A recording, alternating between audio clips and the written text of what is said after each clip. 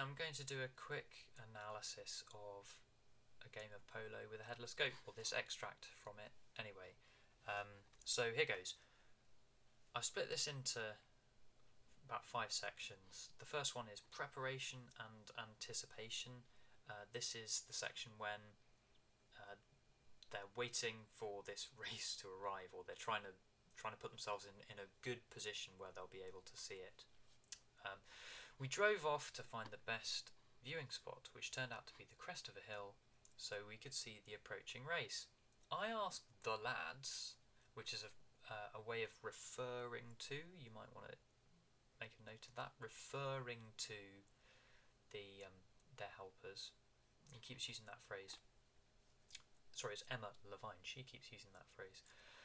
I asked the lads if we could join in the wacky races. That's a nickname that she's come up with. That's a technical feature. You can refer to that. So it's a nickname designed to add some comedy to the scenario. And follow the donkeys. And they loved the idea. Loved hyperbole. Hyperbole. It's not the most interesting hyperbole in the world. We use it all the time, but it is a hyperbole. And it's hyperbole designed to convey their enthusiasm for the idea. We'll open the car boot, you climb inside and point your camera towards the race. As the donkeys overtake us, we'll join the cars. But will you try and get to the front? Oh yes, that's no problem. I quite like the way that Emma Levine has set out the dialogue here. She hasn't actually obeyed the conventional rules where if there's a change of speaker, you're supposed to drop a line and indent. She kind of jammed them all together, and it just contributes to the sense of chaos. It's kind of harder to see who's talking and when there's a change in speaker. Apart from that, yeah, stylistically, it's really not that fascinating. Let's move on and see what else we can find. The two lads had never been interested in this Karachi sport, were suddenly fired up. Metaphor. So fire is hot. So again, it suggests enthusiasm along with loved the idea. That hyperbole there. They're fired up with, oh well, there's the word, enthusiasm. So fire, well, okay, it suggests intensity. There you go. So fired up, the metaphor suggests intensity of enthusiasm. We waited for eternity. Hyperbole, emphasising. So, oh yeah, we had to wait forever. It's hyperbole emphasising how keen and maybe even desperate Emma Levine was to catch a glimpse, to witness this extraordinary display. So we waited for eternity, the hyperbole emphasising how keen and on edge she was to see this thing on the brow of the hill. Brow is a metaphor, really. Me perched in the boot with a zoom lens pointing out. People don't perch, not literally. Birds perch. It's a metaphor. It's a metaphor that makes it sound temporary and slightly comic. The boot with a zoom lens pointing out. Nearly 1 hour later. That's a specific detail there. Nearly 1 hour later. Designed to give it some realism and also to emphasise that they're waiting a long time and that they're really keen. I was beginning to feel rather silly when the only action was a villager on a wobbly bicycle. Bit of imagery there, just to create some more humour, who nearly fell off as he cycled past and gazed around at us. Several vehicles went past, and some donkey carts carrying spectators. Are they coming? We called out to them. Coming, coming, came the reply. I guess repetition of coming. This repetition of that last word, are they coming? Coming, coming, emphasises maybe that they don't speak that much English. So there's a communication barrier there, which is perhaps adds to the comedy of this extract. I was beginning to lose faith in its happening, but the lads remained confident. On we go. The next section, this is about the approaching spectacle observed from a distance. So before we get up close to it, Just as I was assuming that the race had been cancelled, we spotted 2 approaching donkey carts in front of a cloud of fumes and dust. Imagery! Imagery suggesting, an image of, what shall we say, a cloud of fumes and dust. A surprising, unusual image. It's the best I can think of at the moment, but it is imagery. Created by some 50 vehicles, that approximate some 50 vehicles. That's called an article. It's called an article, that type of word. So the article, some, as opposed to the 50 vehicles, emphasises that she's working out, she's calculating this as she goes along. Helps to create a sense of spontaneity in this situation. Some 50 vehicles roaring up in their wake. Okay, vehicles don't roar, lions roar, tigers roar, vehicles don't roar. So it creates a fierceness to the vehicles. It makes the atmosphere a little more alarming and dramatic. Roaring up in their wake. Again, vehicles don't have a wake, boats have a wake. It's the sort of pattern that's left behind the boat. So by comparing the vehicles to boats and imagining that they have a wake, Emma Levine she's just being playful with the things that she can see. She's being playful and creative, and enabling us to see that this is an interesting and surprising experience for her. She's having to compare the things that she's seeing with other things in order to make sense of them. So it's a playful metaphor. As they drew nearer, Jakob revved up the engine, onomatopoeia,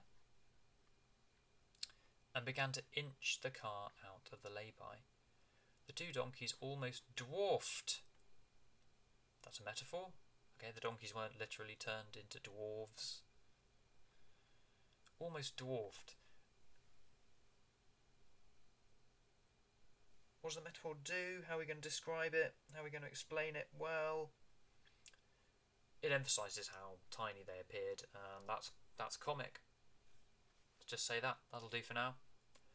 Almost dwarfed by their entourage. Your entourage is, well, it's the people who accompany you, but entourage is usually a word that we associate with celebrities or royalty.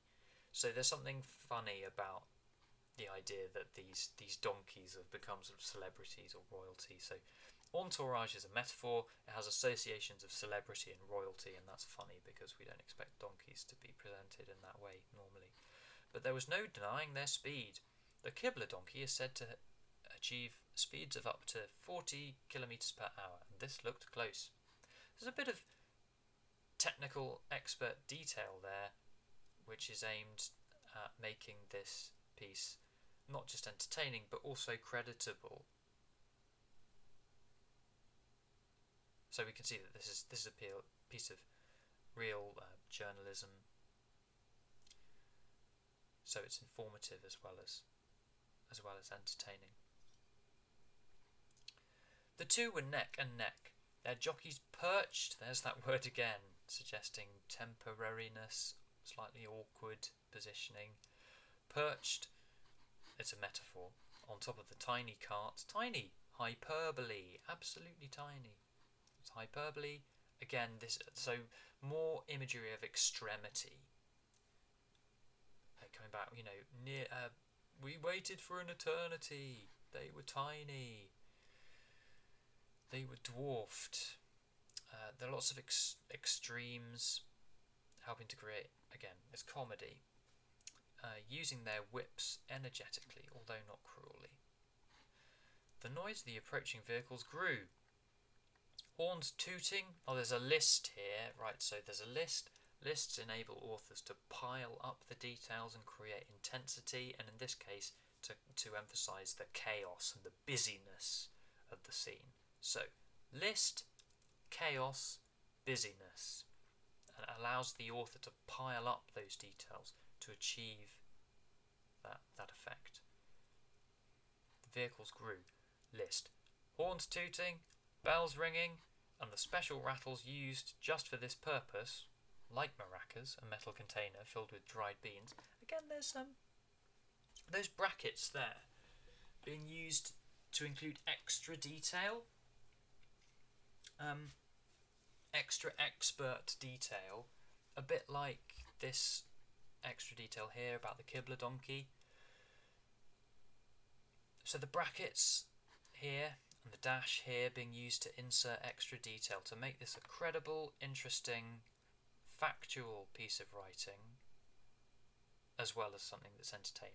It's not just a story that someone's made up. It's made up by someone who was actually there and went out to get this experience and documented it and captured it.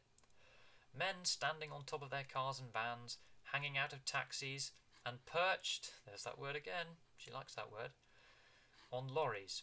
All cheered and shouted, while the vehicles jostled. No, vehicles do not jostle. That's not something a vehicle can do. People jostle, vehicles do not. So, it's a metaphor. Or you can call it personification if you like. What's the effect? Well, it's comic. It makes the vehicles behave like people. So it emphasises the busyness of the situation, the busyness of the scene, the chaos. Okay, to get to the front of the convoy.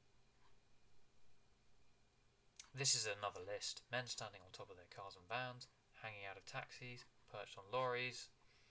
So there's a list as well. More chaos, more busyness.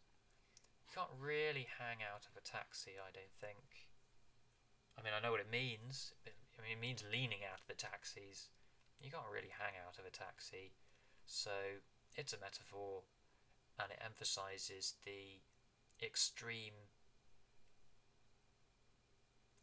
positioning, I guess, that is being adopted. So the extreme positioning that's being adopted, hanging out of taxis, perched on lorries, awkward, yeah, not just extreme, but awkward positioning in order to get a view of this race. Okay, moving on. Part C. And this says, negotiating, so that's not very clear, negotiating the traffic to film the donkey race at close quarters. Right, so this bit, we've had the preparation and the anticipation. We've had the bit where we can see it from a distance approaching, and now this is the bit where they actually have to engage with all this traffic to try and put themselves in a good position to film the race. Jakub chose exactly the right moment to edge out of the road and swerve in front of the nearest car. That's onomatopoeia, if you like. Swerve suggests the suddenness, the awkwardness of the manoeuvre needed. So it makes it more exciting, it makes it more dramatic. In front of the nearest car. It's not a massive point, I realise, but you have to use... I think it's a good idea to try and use little things like that. Finding the perfect place, it's hyperbole really, the perfect place to see the two donkeys and at the front of the vehicles.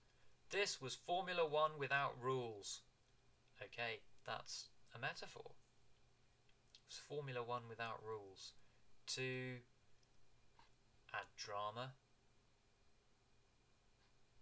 and also to add to the comedy, because it's a funny... Here the metaphor's making a funny connection. Formula One with a donkey race. So there's a metaphor there used to add humour. Or a city centre rush hour gone anarchic. Anarchic means no rules, no laws. A complete flouting of every type of traffic rule and common sense. That's another list. This was Formula One without rules, or a city centre rush hour gone anarchic. A complete flouting of every type of traffic rule and common sense. So there's another rush, suggesting again that she's kind of making up her impressions, or she's realizing her impressions as she goes along. So this list helps to create a sense of spontaneity, making it up as she goes along. And also, I guess, as with the previous list, it's creating chaos and busyness. Our young driver relished this unusual test of driving skills.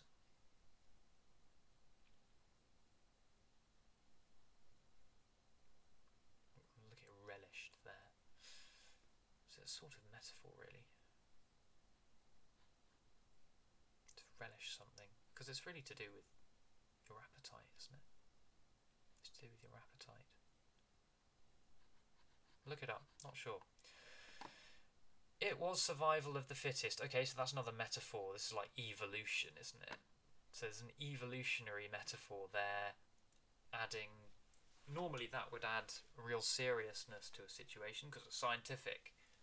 But of course, this is not a serious situation. So the metaphor survival of the fittest dramatises it, over-dramatises it really, in a comic way, and depended upon the ability to cut in front of a vehicle with a sharp flick of the steering wheel. Now, I had an argument with a class about this once. I don't think you can flick a steering wheel. I don't think you can do that, which is good because it means that this is a metaphor. You can't really have a sharp flick either. You can have a sharp knife. You can't have a sharp flick. So you've got two metaphors there, both emphasising the skill needed and the sudden movement. So sharp suddenness, flick suggests skill. So they both emphasise the sudden and skillful movements needed the steering wheel in order to navigate the situation. No lane discipline here. Parentheses used again, the brackets there. The brackets there act as they enable Emma Levine to drop in just an extra little observation. Makes it seem more witty, I guess. Next. Quick reflexes to spot a gap in the traffic for a couple of seconds. Nerves of steel and an effective horn. So there's another list. You can see it there in the with the semicolons. There's another list emphasising the range of things needed for success, the range of equipment and attributes needed for success in this encounter. There were two races, the motorised spectators at the back. In front, the two donkeys, still running close and amazingly not put off by the uproar just behind them. Ahead of the donkeys, oncoming traffic, for it was a main road. There's parenthesis again, so this parenthesis helps to inject pace, because it's kind of an extra little detail that she's just got to slip in. So here it creates pace. Had to dive into the ditch. You don't actually dive into you dive into a lake. If you dive into a ditch, you're probably going to break your neck. So dive is a metaphor emphasising how desperate this jump was. Had to dive into the ditch and wait there until we had passed. Jakob loved it. Short sentence creates impact. What is the impact here? Not sure. What's the effect of that short sentence? I'll just say it creates comedy. That's fine. It'll do. We stayed near to the front, his hand permanently on the horn and his language growing more colourful with every vehicle that tried to cut in front. That's a euphemism. It means that he was swearing more. It's a euphemism. So colourful means... colourful is a metaphor that normally means interesting and lively. But even if we use the word interesting or lively, it's a euphemism because it really means that he was swearing more and more with every vehicle that tried to cut in front. So the use of the euphemism there is funny. because it's humorous. It adds to the comedy, because we can see the author trying to stay sort of polite. The road straightened and levelled, and everyone picked up speed as we neared the end of the race. But just as they were reaching the finishing line, the hospital gate, there was a near pile-up as the leading donkey swerved, lost his footing, and he and the cart tumbled over. The race was over. There's another short sentence, and this time the effect of the short sentence is clear. The short sentence creates a sense of finality and drama. Oh my goodness, the race is over. We didn't expect it to end like that. So it emphasises the shock and surprise that this sudden and unexpected end to the race created in the spectators. And so we're actually into section D now, which is an abrupt ending and the confrontation between unhappy spectators as a result of this ending. And then the trouble began, you see. I assumed that as another short sentence emphasising, creating drama, creating a bit of tension and suspense at this point, I assumed that the winner was the one who completed the race, but it was not seen that way by everyone, apart from the two jockeys and officials. So that by putting officials in inverted commas there, it undermines their actual status, which creates a bit of humour as well. Parentheses again, brackets.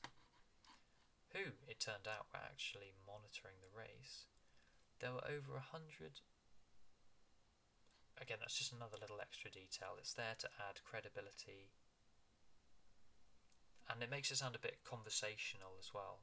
Makes it sound conversational, these little added details. There were over 100 punters who had all staked money on the race and therefore had strong opinions. Some were claiming that the donkey had fallen because the other one had been ridden too close to him. Voices were raised, fists were out, and tempers rising. This is the passive voice here. Rather than saying people raised their voices, people raised their fists. Voices were raised, fists were out. So that's the first thing. It's the passive voice, which emphasizes the chaos because you can't see who's actually doing what. And it goes hand in hand really with it helps to personify the voices and the fists. That's the point. So the passive voice enables Levine to personify the voices and the fists, which adds to the sense of chaos because these voices and these fists have a life of their own. So often the case with personification, the thing being personified has a life of its own. In this case, it's the voices and the fists, which adds to the sense of chaos. Everyone gathered round one jockey and official, while the bookmakers were trying to insist that the race should be rerun. And then lastly, the team make an exit. They leave. Jakob and Iqbal were nervous of hanging around a volatile situation. They agreed to find out for me what was happening, ordering me to stay inside the car, as they were swallowed up by the crowd. Well, you can't be swallowed up by a crowd. You can swallow a banana. You can't be literally swallowed up by a crowd. So it's a metaphor emphasising how big the crowd was and how chaotic it was,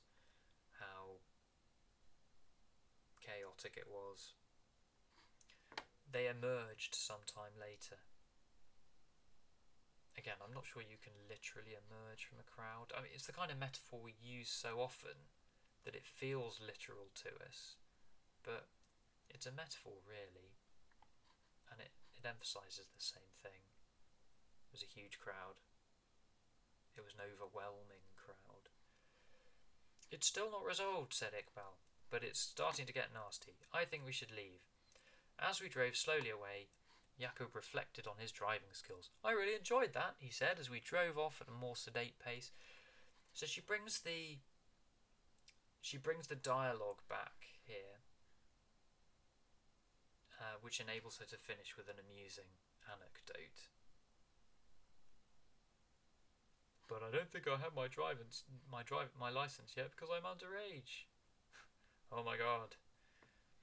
So it enables, by bringing the dialogue back at the end, it enables Emma Levine to bring in a punchline, I guess. Oh, he didn't even have his driving license. They both found this hilarious. Hyperbole. Emphasising that she wasn't in control of them either. Emphasising a slight wildness about the lads who were helping them. There's something slightly wild about, just brought through that hyperbole, sorry. Just as, and they did behave slightly wildly in various parts of it. So you can make something of that hyperbole there, hilarious. But I was glad he hadn't told me before. An inexperienced underage driver causing a massive hyperbole, massive pile up. Again, hyperbole, creating drama, creating chaos. Massive pile up in the middle of the high stakes donkey race could have caused problems. Interestingly, she doesn't use a hyperbole there. She could have said, could have been disastrous, which a massive pile-up would have been a disaster, but she deliberately says could have caused problems. So in fact, this isn't a hyperbole, it's a euphemism, as a witty euphemism. So, oh yes, we might have had a couple of problems. So it sounds, she deliberately underplays what the results might have been as a witty understatement to finish the piece. And that's it.